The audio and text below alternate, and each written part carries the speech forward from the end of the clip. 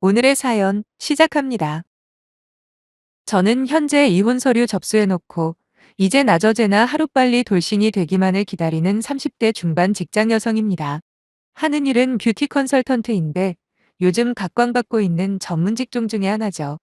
솔직히 먹고 사는 데는 아무런 지장도 없는 수준이 아니라 꽤 넉넉하게 벌고 있는 편입니다. 그래서인지 남편과 이혼하기로 결심할 때도 그리 어렵지는 않았네요. 당연히 결혼할 때야 웬만큼 안 맞아도 현명하게 대처하겠다는 마음이었었지만 이건 제가 참고 넘길 만한 문제가 아니더라고요. 시부모님을 비롯해 많은 분들이 저한테 그러셨어요. 시누이 하나 때문에 이혼하는 게 말이 되냐고요. 근데 저는 그렇게 생각하지 않습니다. 물론 원인 제공은 시누이가 했을지는 모르지만 그보다 더 큰 문제는 남편한테 있다고 판단했거든요. 말이 나온 김에 남편에 대해서 말을 좀 해볼게요. 저희는 정확하게 3년 전에 만났습니다. 저와 가장 친한 친구가 당시 남편이랑 같은 회사를 다녔었는데 그 친구는 이미 결혼을 한 상태였어요. 그런데 언젠가부터 자꾸 저한테 딱 맞는 남자가 있다는 거예요. 자기가 장담하는데 저와 그 남자만큼 잘 어울리는 커플이 없을 거라면서요. 그래서 믿져야 본전 아니겠냐는 마음으로 나갔는데 그때 상대가 바로 남편이었죠. 워낙 기대를 안 하고 나간 자리라 그런지 제 예상보다 훨씬 괜찮은 남자처럼 보이더군요. 남편도 마찬가지로 저한테 관심이 있었고요. 남편의 애프터 신청 이후 저희는 몇 번의 만남을 가지다 마침내 사귀는 사이가 되었습니다. 그 후로 1년 반이라는 시간 동안 사랑을 키워갔죠. 남편이 결혼하자고 처음 말을 했을 때 저는 전혀 놀라지 않았어요. 왜냐하면 그 무렵 저도 나이가 있다 보니 은근히 남편이 청혼해 주기를 기다렸거든요. 참고로 저는 남편보다 2살이 많습니다. 조금 있다가 말씀드릴 남편의 누나, 그러니까 시누이와 동갑이죠. 아무튼 저나 남편 모두 경제적으로는 어느 정도 여유가 있다 보니 특별하게 부딪히는 일은 별로 없이 결혼에 무사히 골인을 했어요. 사실 남편과 결혼을 결심하는 데 적지 않은 영향을 준 건 아이러니하게도 시누이의 존재였습니다. 그 이야기를 하기 전에 일단 저희 엄마 이야기를 먼저 해야겠네요. 저한테 있어서 시누이라는 단어는 처음부터 끝까지 부정적인 이미지뿐입니다. 왜냐하면 제가 어릴 때부터 엄마가 고모에게 당하고 사는 걸 쭉 지켜봐 왔기 때문이죠. 아빠는 사람 좋고 성실한 분이긴 해요. 하지만 정작 친가 식구들과 관련만 되면 아무 말씀도 못 하시는 그런 분이기도 합니다. 덕분에 엄마만 항상 마음고생을 하셨는데 가장 결정적인 원인 제공자가 바로 아빠의 여동생인 고모였죠. 저희 엄마는 결혼하고 전업주부로 평생 살고 계세요. 아빠는 작은 회사를 운영하고 계시고요. 사실 말이 작은 회사지 매출 규모만 보면 나름 알짜배기 회사거든요. 그래서 저는 어릴 때부터 돈 걱정 같은 건 해본 적도 없이 자랐습니다. 뭐 그렇다고 무작정 흥청망청 돈을 쓴 건 아니지만 어딜 가도 부잣집 딸이라는 소리는 꼭 한 번씩 듣기는 했어요. 그러니까 제가 하고 싶은 말은 아빠의 수입만으로도 생활이 넉넉했다는 소리입니다. 하지만 고모의 눈에는 그게 아니었나 보더라고요. 고모는 초등학교 앞에서 분식집을 하고 있는데 집에서 살림만 하는 저희 엄마를 늘 못마땅해 했거든요. 명절이나 온 친척들이 한 번씩 모일 때가 있잖아요. 그러면 저희 엄마를 못 잡아먹어서 안달이셨어요. 신랑이 벌어다주는 돈만 가지고 편하게 산다느니 자기 오빠한테 그만 부담 주고 일 좀 하라는 막말을 수도 없이 퍼붓곤 하셨죠.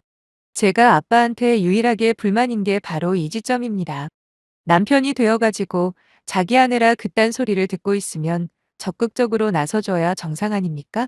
근데 아빠는 당신도 듣기에는 불편했는지 엄마가 구박을 받을 때면 늘상 자리를 피하시거든요. 오죽하면 초등학교 저학년인 제가 엄마 편을 들면서 고모한테 집에 가시라고 울며불며 난리를 피웠겠어요. 그 후로 한 살 한 살 먹을수록 저는 조금씩 강하게 고모한테 반발을 했습니다. 당연히 아빠가 저를 말릴 때도 있었지만 저는 절대로 고집을 굽히지 않았어요. 오히려 아빠도 그러는 거 아니라면서 엄마 하나 못 지켜줄 거면 결혼은 왜 했냐는 말까지 했네요. 결국 제가 있을 때만큼은 고모도 말조심을 하기 시작하더라고요. 그런 경험들 때문인지 저는 남편이 자신의 가족 이야기를 해줄 때마다 시부모님보다 오히려 시누이에 대한 이야기에 더욱더 민감하게 반응을 했습니다. 하지만 들으면 들을수록 안심이 되더군요.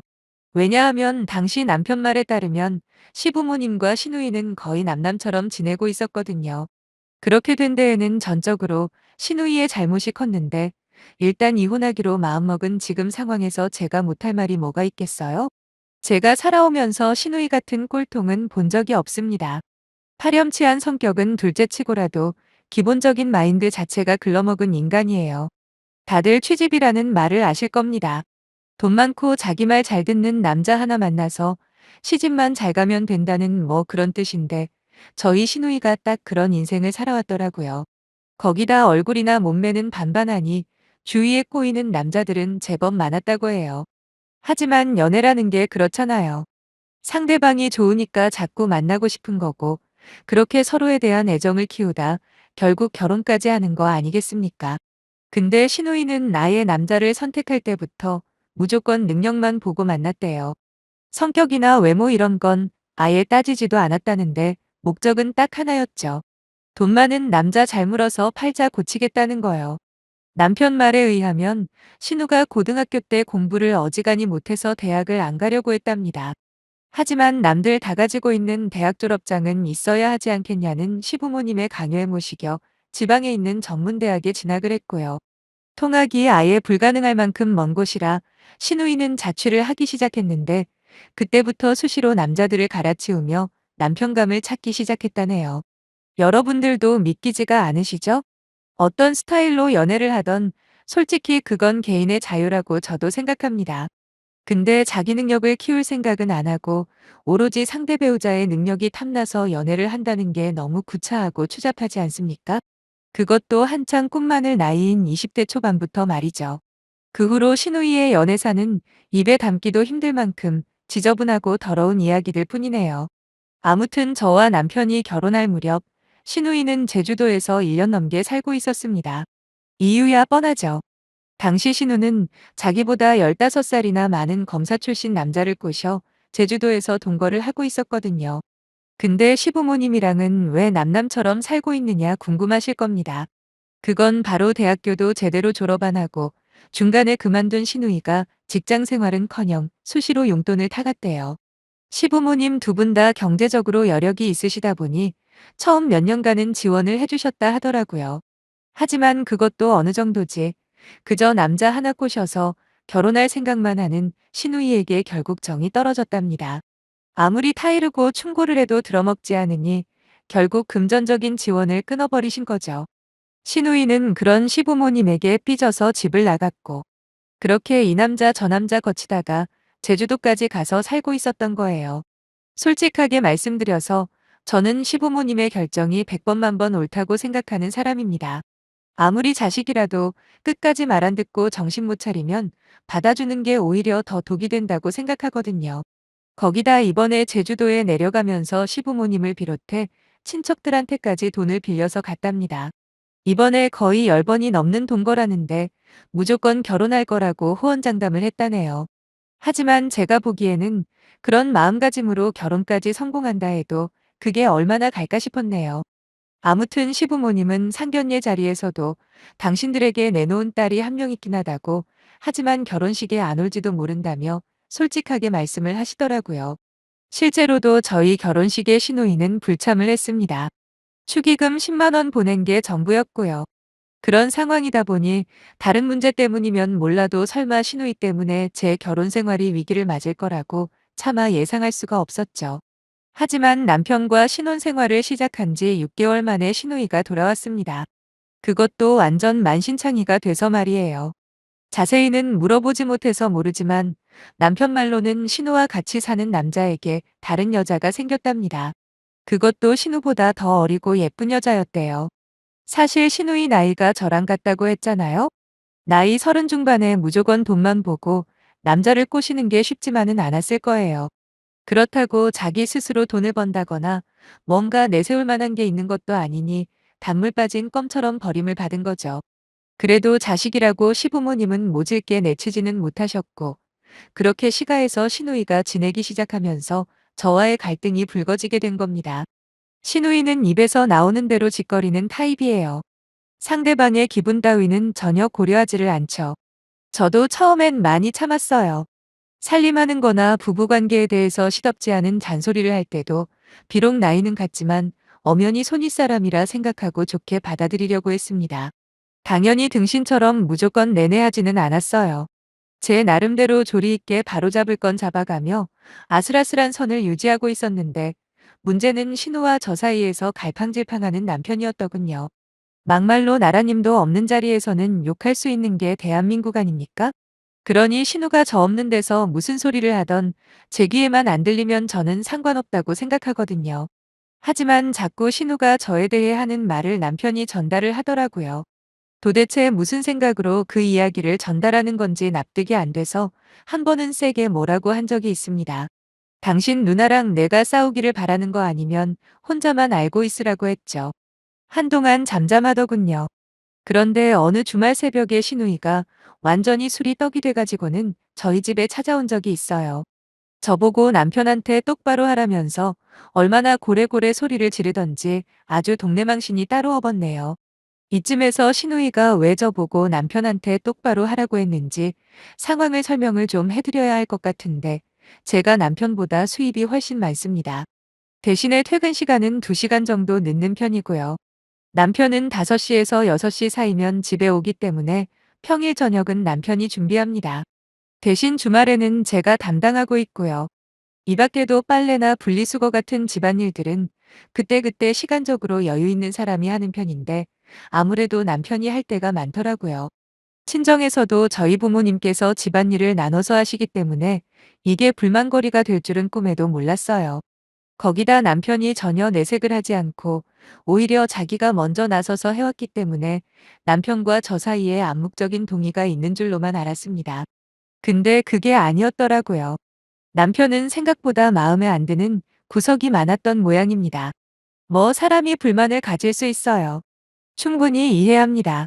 하지만 남편이 그런 불만을 제가 아닌 신우에게 전부 이야기하고 있다는 걸 알았을 때는 왠지 모르게 불쾌하고 화가 났죠. 부부가 뭔가요? 좋은 일이던 나쁜 일이던 상대 배우자에게 가장 먼저 말을 하는 게 맞는 거잖아요. 하지만 남편은 저한테는 아무런 내색을 안 해놓고 자기 누나한테 쪼르르 달려가서 미주알고주알 떠들었던 겁니다. 특히 음식 같은 경우에는 그 심각성이 더 컸는데 제가 뭘 해줘도 앞에서는 맛있다고 해줬던 남편이었죠.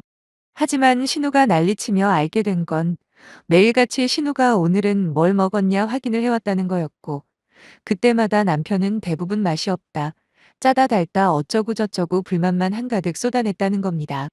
신우가 남편과 나눈 이런 대화 내용들을 보여주며 저한테 아내의 돌이 운운할 때 제 기분이 어땠겠어요. 배신감이라는 단어로는 설명이 불가능할 만큼 미칠 듯한 화가 나더라고요. 거기다 옆에서는 신우이가 한다는 말이 더 가관이었네요. 나이가 비록 어리다고 해도 엄연히 남편이고 집안일을 시킬 때도 조심해서 시키랍니다.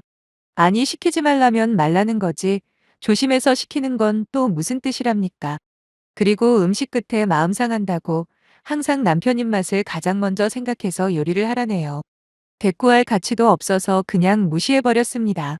그리곤 남편에게 이게 도대체 무슨 일이냐고 따졌죠. 불만이 그렇게 많았는데 왜 한 번도 내색을 안 했냐고요. 그랬더니 남편이 한다는 말이 자기는 그냥 누나 기분 맞춰주려고 그렇게 말한 거래요. 그 소리를 들은 신우가 갑자기 개거품을 물면서 이제는 남편한테 화를 내식 시작하더라고요. 이게 진짜 뭔 일인가 싶었습니다. 그랬더니 이번엔 남편이 신우 편을 들면서 결혼 생활이 힘들고 불만이 많은 건 또 사실이라네요. 무슨 이중인격자도 아니고 이랬다 저랬다 저와 신우 사이에서 갈팡질팡하는 남편 꼬락서니를 보고 있자니까 한숨밖에 안 나왔어요. 신우가 저한테 그러더라고요. 남편 귀한 줄 알아야 한다고 말이에요. 그때부터는 저도 도무지 참을 수가 없을 만큼 짜증이 밀려와서 하고 싶은 말을 막 하기 시작했습니다. 아니 시집도 안 가본 형님이 그걸 어떻게 아냐고. 하긴 같이 살아본 남자들이 한 트럭은 될 테니까. 그것도 시집이라면 시집이겠네요 라며 비아냥댔죠. 그러자 신우이가 눈이 돌아서는 저보고 약 처먹었냐고 지금 어디 윗사람한테 그따위 막말을 하냐 난리를 치는 겁니다. 윗사람이 윗사람 같아야 대접을 해주지 않냐고 바로 맞받아쳤네요. 그때 남편이 제 팔을 잡으면서 지금 자기 누나한테 뭐 하는 짓이냐입니다. 그러면서 빨리 사과부터 하라더군요. 정작 나한테는 아무 소리 못하면서 니네 누나한테 미주 알고 주 알다 일러 바치니까 좋더냐 소리를 질렀어요. 내가 왜 사과를 하냐고 지금 이 상황에서 내가 잘못한 거 하나만 대보라고 했죠. 남편은 무조건 사과부터 하랍니다. 무슨 앵무새도 아니고 제 팔을 꽉 잡은 채로 신우한테 끌고 가려고 하길래 있는 힘껏 부리쳐버렸어요. 그리고 마지막 경고라고 한 번만 내 몸에 손 떼면 나도 가만히 안 있을 거라고 그랬죠. 하지만 옆에서 계속 악다구니를 쓰며 제 욕을 하고 있는 신우가 신경 쓰였는지 남편은 제 경고를 무시하고 다시 한번 제 팔을 잡아 끌더라고요. 그래도 남편을 밀쳐버렸습니다. 어떤 상황에서도 제 편을 들어주기를 바란 건 아니에요. 하지만 누가 잘못했는지 너무도 명확한 이 상황에서조차 자기 누나만 챙기는 남편에게 더 이상 희망이 안 보이더군요. 그래서 남편에게 이혼하자 말을 했고 남편 역시 그 당시에는 그러자고 했습니다. 물론 며칠 후 저희 친정으로 찾아와 무릎 꿇고 빌긴 했지만 이미 늦은 후였어요. 나름 핑계라고 한다는 말이 자기 누나가 아직 짝을 못 만나서 그렇게 심술을 부린 거라네요. 그러니까 조금만 이해를 해달라는데 제가 그랬죠. 내가 지금 니네 누나 때문에 이혼하자고 하는 것 같냐고요. 나와 있었던 일들을 다른 사람한테 떠버린 것도 모자라서 내가 가장 필요할 때 내 옆에 있어주지 못한 바로 너 때문에 이혼하는 거라고 친절하게 설명해줬습니다. 물론 남자 하나 잘 골라서 인생 편하게 살아보겠다는 니네 누나도 정상은 아니지만 너도 그보다 더하면 더했지 절대 덜하지 않다 한마디 해버렸죠. 그 말에 자존심이 많이 상했는지 그대로 돌아가 버리더군요. 그 뒤로 딱 한 번 전화가 왔길래 그냥 불쌍한 니 누나나 챙기면서 평생 살라고 했어요. 그리고 신우한테도 전해달라고 동갑내기로서 충고하는데 인생 그렇게 막 살지 말라고 했습니다. 지금이라도 기술을 배우던 뭘 배우던 해서 자기 손으로 땀 흘려 돈 벌라고 인생 거저먹을 생각하지 말라고 했네요. 정작 웃긴 건 제 앞에서는 그날 입법석을 떨던 신우이한테서 전혀 연락이 없었다는 겁니다. 혹시라도 전화라도 오면 한바탕 퍼부어 주려고 준비 단단히 하고 있는데 말이죠. 아무튼 재산 분할이라고 할 것도 없을 겁니다. 그냥 결혼할 때 가지고 온 거 그대로 나누면 될 테니까요. 어서 빨리 홀가분하게 살고 싶은 마음뿐인데 시간이 참 안 가네요. 어차피 이혼하게 된 거 절대 후회는 하지 않으려고요. 오히려 이번 기회를 반면교사로 삼아 제 삶을 다지는 좋은 계기로 삼을 겁니다. 그럼 응원 많이 부탁드리며 여기서 줄이겠습니다. 큰 관심 감사합니다.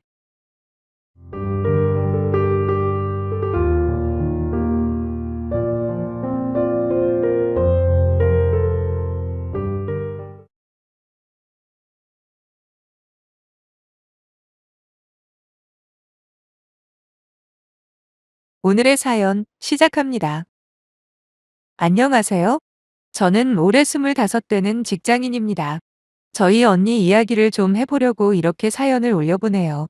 얼마 전 언니가 파혼을 했거든요. 사실 언니의 남편 될 사람, 즉 그러니까 저한테는 예비영부가 되겠죠. 연애할 때부터 전 그 사람이 마음에 안 들었거든요. 길게 말하자면 복잡하지만 저희 언니는 저 때문에 대학교도 포기하고 연애도 거의 못 해본 불쌍한 인생을 살았거든요. 그런데 어쩌다 저런 거지 같은 남자를 만나 마치 팔려가는 것처럼 느껴져 마음이 불편했는데 결과적으로는 뭐 잘된 일일지도 모르겠네요.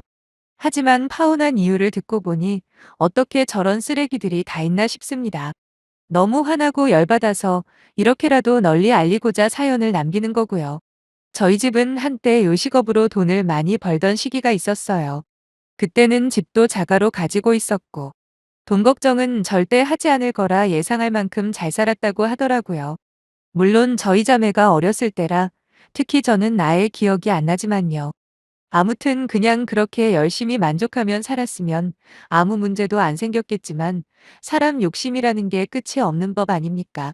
나름대로 돈 버는 재미를 맛본 아빠가 무리에 무리를 해서 엄청나게 큰 고깃집으로 확장을 하신 거죠.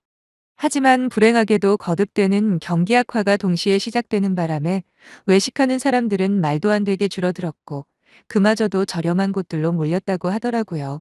그러다 보니 단가가 비싼 축에 들던 저희 고깃집에는 빠른 시간 안에 손님들이 뚝 끊어져 버린 거죠.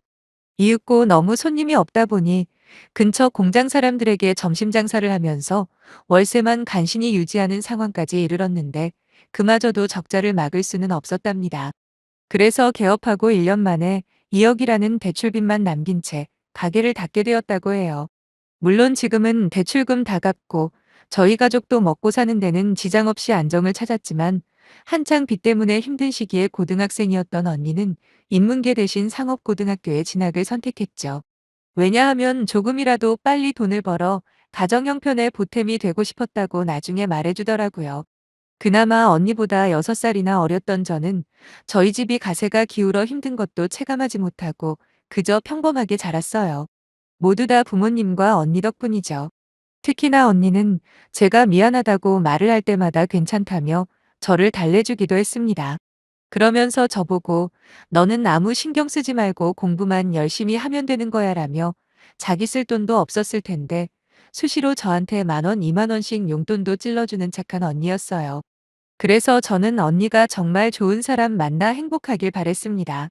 하지만 언니가 남자친구라고 데리고 온 그 남자는 찌질해도 너무 찌질한 인간이었죠. 한 번은 언니가 몇 년 동안 회사 내에 있는 기숙사 생활을 접고 독립을 하게 된 적이 있어요. 물론 넓고 비싼 집은 아니었지만 입사하고 쭉 동료들과 숙소 생활만 했던 언니는 이제야 자신만의 공간이 생겼다며 뛸 듯이 기뻐했고 이사하는 날 저와 언니 그리고 언니 남자친구 이렇게 셋이 모여 조촐한 파티를 열었죠. 파티라고 해봐야 거창한 건 아니고 치킨이랑 족발 같은 배달 음식 시켜놓고 맥주를 마시는 정도였거든요. 한참을 먹고 마시고 있는데 갑자기 누가 문을 미친 듯이 두드리는 겁니다. 저희는 깜짝 놀라 자연스럽게 언니 남자친구를 바라봤어요. 그런데 언니 남자친구는 말로만 누구지 누구지 그러면서 정작 나가볼 생각도 안 하고 앉아만 있더라고요. 그래서 결국 제가 안전고리 걸고 문만 살짝 열어서 봤더니 아래층이라고 하면서 50은 넘어 보이는 아저씨가 서 있는 겁니다. 저희 보고 왜 이렇게 쿵쿵거리냐며 소리를 지르는데 순간 너무 무서웠어요. 하지만 저희 모두 가만히 앉아서 음식만 먹었는데 쿵쿵 소리가 났다는 건 말이 안 되잖아요? 저는 2시간 넘게 앉아만 있었는데 무슨 소리냐고 따졌죠. 그러면서 아마도 다른 집에서 그런 것 같은데 잘 좀 확인해 보시고 소리를 지르더라도 지르시라.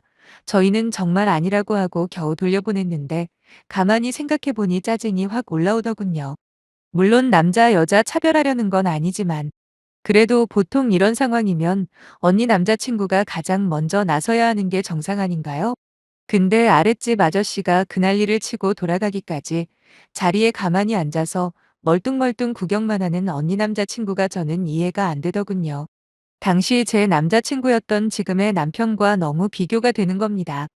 여자라고 무조건 보호해달라는 이야기는 아니지만 그래도 상식이라는 게 있잖아요. 저희 남편 같았으면 그런 상황에서 절대로 저 혼자 안 내보냈을 거예요. 사태가 해결되자 다시 족발을 처먹기 시작하는 언니 남친이 너무 얄미워 제가 한 소리 했습니다. 지금 고기가 넘어가냐고요. 만약에라도 이상한 사람이었으면 어쩔 뻔했냐.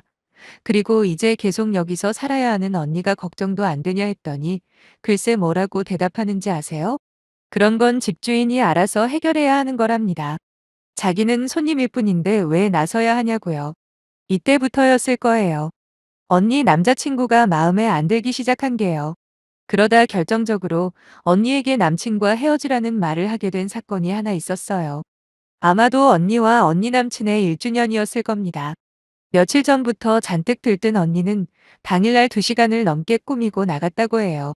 그동안 100일이다 뭐다 이런 기념일을 챙긴 적도 없어서 만난 지 1주년만큼은 기대를 많이 했었는데 데이트 장소로 나타난 언니 남자친구의 행색은 그야말로 가관이었답니다.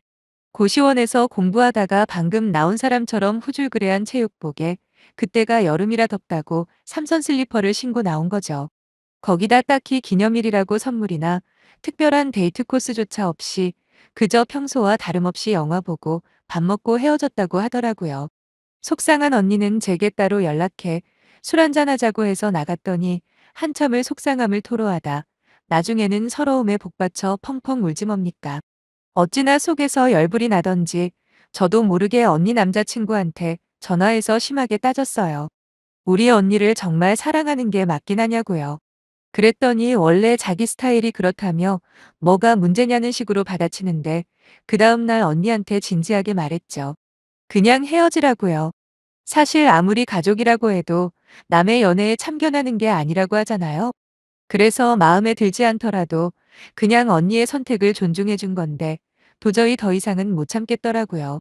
하지만 하루 사이에 마음이 풀렸는지 언니는 헤어지라는 제 말에 확답을 못 하는 겁니다. 그러면서 한다는 소리가 알고 보면 좋은 점도 많은 사람이라고 오히려 저한테 자기 남자친구 변호를 하는 언니를 보며 유유상종이라는 말이 바로 떠오르더군요.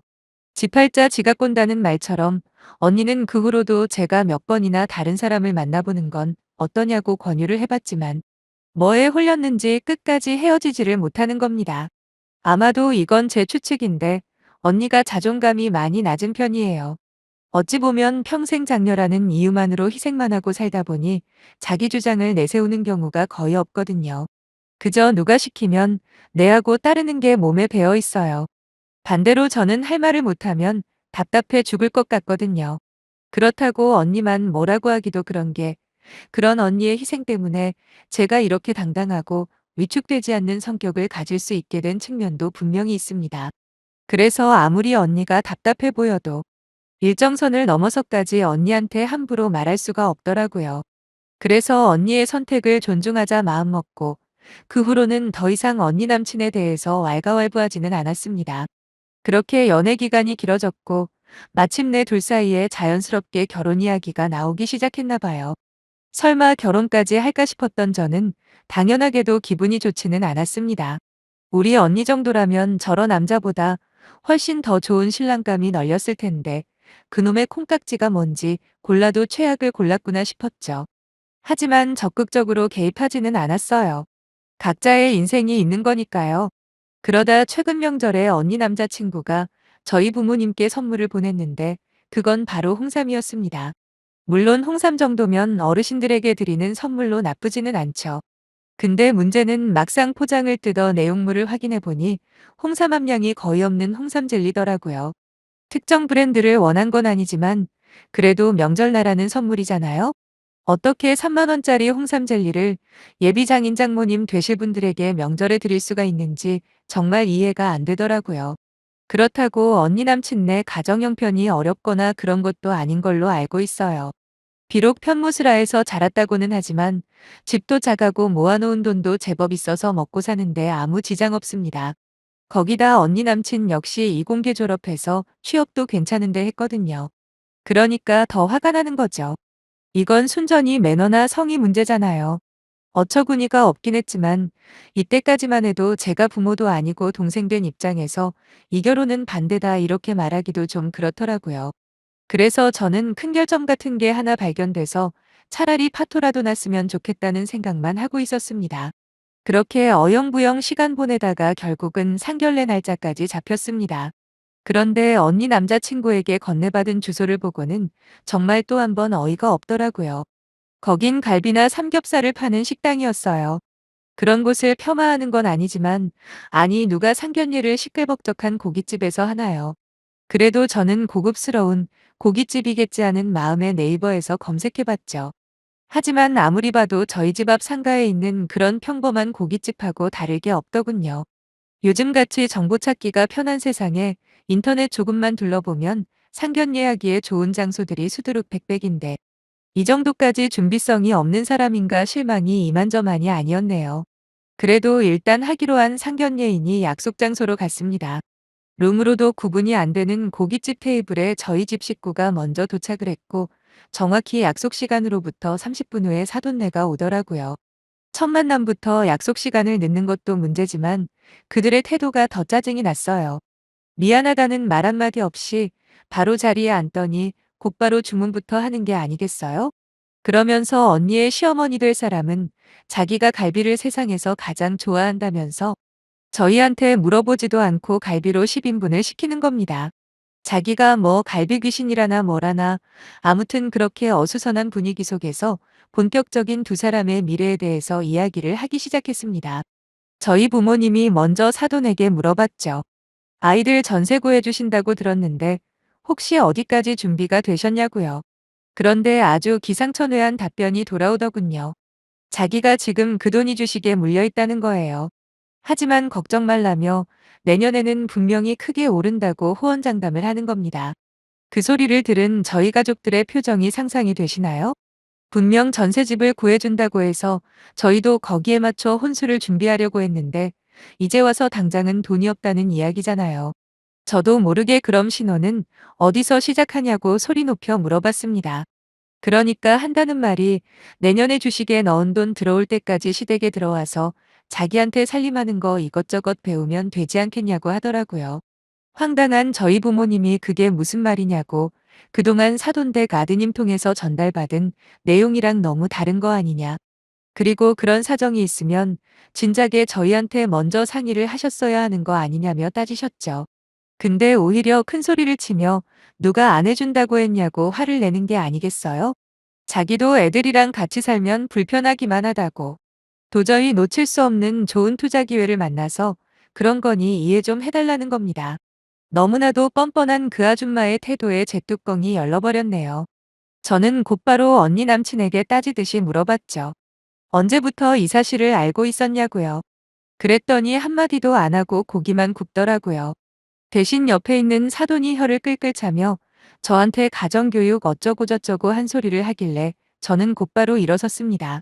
그리고 언니와 저희 부모님에게 난 이 결혼 무조건 반대라고 소리를 질러버렸죠. 어떻게 아들 결혼 자금으로 주식 투자를 할 수가 있냐고. 거기다 얼마나 사돈들을 우습게 봤으면 약속 장소에 늦어도 미안하다는 말 한마디 없고 그렇게 큰 사고를 쳐놓고도 한마디 상의조차 안 할 수 있는 거냐 열번을 토했습니다.